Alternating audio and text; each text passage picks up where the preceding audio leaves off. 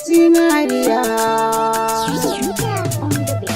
Sanda so ya shiga cikin raina ya kusan sani hauka, na gaza gane cikin yanayin da nake damuna ce ko kaka.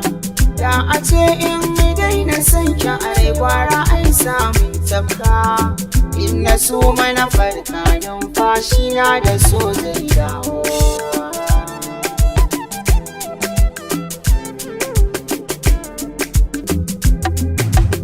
Babu amfani na rai da jiki in ba zai soyayya ba, baki in bai isar da sako na ba, bai min rana ba.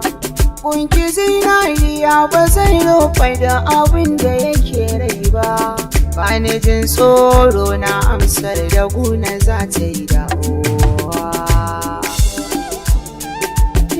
Tun da an yi faɗa makarantar so ba shiga ne aikin ba, ba daren karewa darasin ta kai ba zai iya ɗauka ba. Kin ga saƙon zuciya da yawa baki ba zai yi ya farta ba, da gaɓoɓin jiki da kwanson kin ga sun kai ɗaukowa. Ga ƙafafu saboda na yi nasara gunki sun kai yodosa, kallo ƙwayar idaniya ta cikinta so ne ba wasa. Wanda kyautar ki ba abin da hannu za a ba shi yayo ansa, daga jiki da bawa zuci suke kartabar yin harbawa. Dukkanin maganar da za ya kai na ba ta damuna, wanda ya san ya so yanke baya kallon aibuna.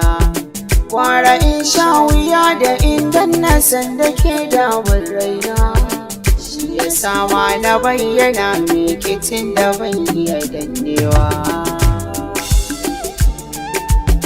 Na sanar mikitin farko a rai sanki ne ya kama ni, kanki ne na fara in nai kure ki zan mai saitaniya. Zan zamo mai zumuɗi zan dinga an tayo miki sakonni, ki yi mu oziri dalili na san ki ne mai zaucewa. Wanda ke duk duniyar nan ba wanda zai cika burina, yayi share hawayen da ke kwaranya daga idanuna.